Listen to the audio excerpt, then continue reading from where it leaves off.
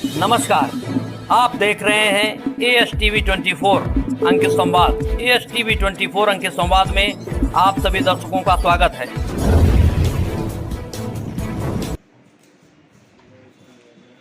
विधान परिषद के सदस्य एवं भाजपा के प्रदेश महामंत्री अनूप गुप्ता जी।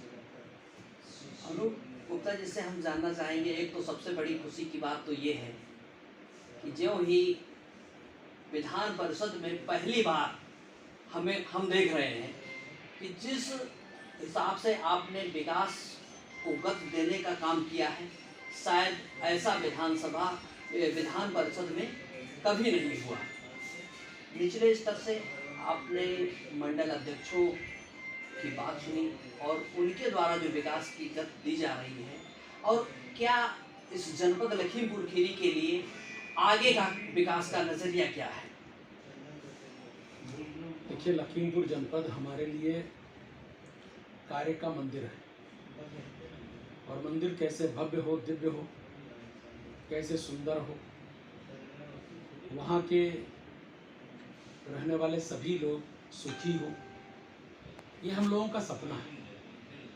और उस सपने के लिए जहाँ जिस रूप में, जिस स्तर पर काम करने का हम लोगों को अवसर प्राप्त होता है, हम सभी लोग उसके लिए तत्पर हैं।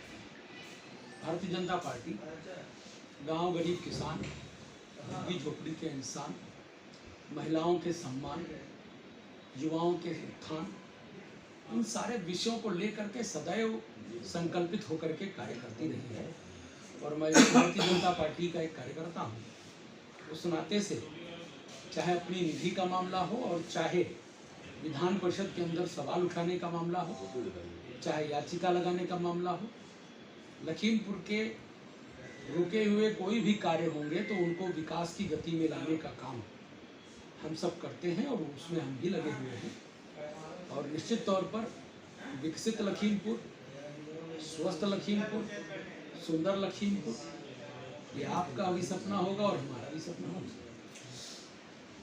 माननीय मंत्री जी, एक बहुत बड़ा सवाल है और बहुत बड़ी समस्या है, क्योंकि मैंने ये चीज़ एक बार जो प्रदेश अध्यक्ष महेंद्रनाथ पांडे जी थे, मैंने भी उनसे भी सवाल रखा था कि हमारे जनपद में बालिकाओं का कोई महाविद्यालय नहीं है। मैं आपके माध्यम से आपसे निवेदन के तौर पर कहना चाहूँगा, क्या ये समस्या लखीमपुर के लिए है या नहीं है? नहीं, बालिकाओं की शिक्षा के लिए भारतीय मंत्री जी, एक बहुत बड़ा सवाल है और बहुत बड़ी समस्या है, क्योंकि मैंने ये चीज़ एक बार जो प्रदेश अध्यक्ष महेंद्रनाथ पांडे जी थे, मैंने भी उनसे भी सवाल रखा था कि हमारे जनपद में बालिकाओं का कोई महाविद्यालय नहीं है। मैं आपके माध्यम से आपसे निवेदन के तौर पर कहना चाहूँगा, क्या ये समस्या लखीमपुर के लिए है या नहीं है? नहीं, बालिकाओं की शिक्षा के लिए भारतीय जनता पार्टी और भारतीय जनता पार्टी का नेतृत्व सदैव गंभीर रहा है, प्रतिबद्ध रहा है। और इसीलिए आदरणीय प्रधानमंत्री जी जब मुख्यमंत्री थे, माननीय नरेंद्र मोदी जी जब गुजरात के मुख्यमंत्री थे, तब से ही उन्होंने एक नारा दिया था, बेटी बढ़ाओ बेटी पढ़ाओ। तो बेटी बचाओ बेटी पढ़ाओ का नारा लेकर के जो पार्टी और जिस पार्टी के नेता चलते हैं, उनके लिए महाविद्यालय स्थापित करना, उनके लिए बालिकाओं के लिए अच्छे संस्थान स्थापित करना हम लोगों के लिए प्राथमिकता का विषय है। और निश्चित तौर पर यहाँ पर अच्छे से अच्छे विद्यालय बालिकाओं के लिए होने चाहिए। सबके लिए हमसे जो करना है वो हम लोग करेंगे। हाँ, रही बात कोई है नहीं, ऐसा नहीं है, आर्य कन्या महाविद्यालय है, केवल बालिकाओं का ही विद्यालय है। नहीं, यहाँ तो है, लेकिन जो हमारे इंटीरियर इलाके हैं, नहीं, आपने लखीमपुर कहा था, मैंने इस जी जी जी जी, जैसे केवल उसको जोड़ने की आपको बताया। जैसे आप ले लीजिए, जैसे निघासन है, धौरारा है, इस बेल्ट में कोई ऐसे विद्यालयों की संरचना नहीं हुई है।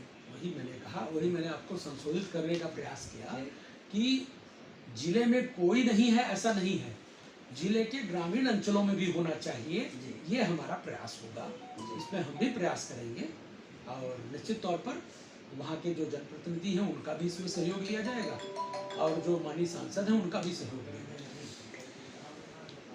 महामंत्री जी से ये भी एक जो हमने अपने सूत्रों से जानकारी की है, जितने भी यहाँ पर सरकारी विद्यालय हैं, चाहे टीएस कॉलेज हो, चाहे आपका जीआईसी हो, ऐसे कई सरकारी कॉलेज हैं जहाँ पर हमने बच्चों से जाना, तो वहाँ पर की जो शैक्षिक व्यवस्थाएं हैं वो उस हिसाब से नहीं है और ना तो उस हिसाब से बच्चों को शिक्षा दी जा रही है। ये मैंने जो एक मॉनिटरिंग की है। और विकास की यदि पहली है और विकास यदि बढ़ना है तो सबसे पहले शिक्षा जो है सर्वोपरि है।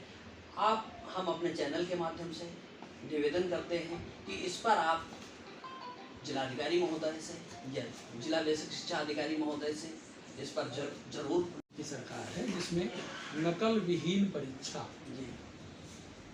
नकल मुक्त परीक्षा, शैक्षिक गुणवत्ता का स्तर उठना, इस सब के लिए लगातार कार्य हो रहा है। और हमारी पूज्य योगी आदित्यनाथ जी की उत्तर प्रदेश की सरकार 2017 के आने के बाद से लगातार शिक्षालयों का, शिक्षा मंदिरों का की गुणवत्ता को बढ़ाने के लिए हर प्रयत्न, हर प्रकार के कसाव को करने का काम हम कर रहे हैं। आपको कहीं कोई ऐसी जानकारी लगती है कि कहीं कोई न्यूनता है, कोई कमी है, हमको अगर जो नहीं लग रही तो आप हमको अवगत करा दीजिए। आप हमको अवगत कराएंगे, हम निश्चित तौर पर शासन और प्रशासन दोनों से वार्तालाप। अभी दिवंगत विधायक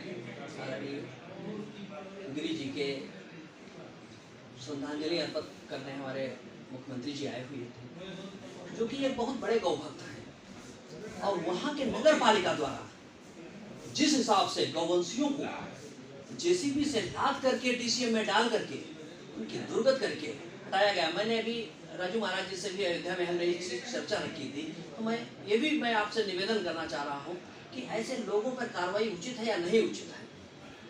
आपने संज्ञान लाया है, मैं निश्चित तौर पर इसमें क्या कार्रवाई हुई है जानकारी लूंगा और कठोर कार्रवाई हो उसके लिए कहूँगा। जो हमारे जनपद में गौशाला है, हम आपको अपने चैनल के माध्यम से वहाँ से हम आपको एविडेंस सहित प्रेरित करेंगे और कहीं ना कहीं आज सारी व्यवस्थाएं सुदृढ़ है, हर तरफ व्यक्ति खुशहाल है, किंतु एक जो बेसहारा पशुओं का समस्याएं हैं बहुत ही भीड़ है और इसके लिए सरकार काम कर रही है। लेकिन लखीमपुर खीरी के जो कुछ अंचल हैं वहाँ पर बहुत ही दयनीय स्थिति है, कई लोग अपनी जान भी गंवा चुके हैं। तो मैं आपसे निवेदन करना चाहूँगा कि इस व्यवस्था को जरूर से जरूर आप खत्म कराएं। माननीय मुख्यमंत्री जी पूज्य योगी आदित्यनाथ जी, आपने जैसा कहा कि गौभक्त हैं और ये कहने की बात नहीं है, ये परिलक्षित होता है उनके कार्यों से। उनके द्वारा, हमारी सरकार के द्वारा लगातार गौ संवर्धन, गौ संरक्षण के लिए हर प्रकार के प्रयत्न, योजनाएं, परियोजनाएं बनाने के कार्य किए जा रहे हैं। उसमें गौशालाओं का निर्माण करने का विषय होगा। गौशालाओं के निर्माण के साथ साथ गौ पालकों को कुछ अनुदान देने की बात होगी, मानदेय देने की बात होगी और लक्षित होता है उनके कार्यों से। उनके द्वारा, हमारी सरकार के द्वारा लगातार गौ संवर्धन, गौ संरक्षण के लिए हर प्रकार के प्रयत्न, योजनाएं, परियोजनाएं बनाने के कार्य किए जा रहे हैं। उसमें गौशालाओं का निर्माण करने का विषय होगा। गौशालाओं के निर्माण के साथ साथ गौ पालकों को कुछ अनुदान देने की बात होगी, मानदेय देने की बात होगी। ऐसे भी विभिन्न प्रकार के प्रयत्न किए जा रहे हैं। मैंने माननीय मुख्यमंत्री जी से मिल करके एक बात और रखी है कि जो छोटे छोटे भूखंड वन विभाग के आबादी क्षेत्र में आते हैं, जिनमें कोई हिंसक पशु नहीं रहते हैं, वहाँ उनके लिए गौ विहार टाइप का एक कोई प्रोजेक्ट सरकार बनावे। मैंने माननीय मुख्यमंत्री जी से मिल करके बात रखी है। मैं मानता हूँ कि इस पर भी अगर जो काम होगा तो फिर और अच्छी व्यवस्था बन पाएगी। लखीमपुर खीरी या आप इस समय विधान परिषद सदस्य हैं, क्या आपके दिमाग में या आपके मन में कोई ऐसा विकास का पहिया घूम रहा है कि जिससे कि जनपद वासियों को बहुत बड़ी राहत मिले? देखिए, कोई एक व्यक्ति परिवर्तन नहीं ला सकता है। संघीय शक्ति कलयुग, कलयुग में संगठन की ही शक्ति कारगर होगी। ये बात ऋग्वेद में लिखी हुई है, बहुत पहले प्राचीन काल में लिखी। जब संगठन के द्वारा कल्पनाएं की जाती हैं, संकल्पनाएं की जाती हैं, संकल्प लिए जाते हैं और उनको सिद्धि तक पहुंचाने के लिए कार्य योजना बनाई जाती है, परियोजनाएं बनाई जाती हैं, तो निश्चित तौर पर नए नए अच्छे कार्य होते हैं। हम लखीमपुर को सुंदर लखीमपुर, विकसित लखीमपुर और सबसे अग्रणी लखीमपुर बनाने के लिए कृत संकल्पित हैं। उसके लिए हमसे जो करने की योजना होगी वो आपको आगे आगे पता लगेगा। हमारे साथ थे विधान परिषद सदस्य अनूप गुप्ता जी, जिन्होंने एक संकल्पित लखीमपुर, विकसित लखीमपुर और यूपी में सर्वोच्च जाना जाए लखीमपुर, ऐसा उनके मन के अंदर संकल्प है। ASTV 24 से बुद्धेश पांडे, राष्ट्रीय समाचार संपादक, लखीमपुर खीरी।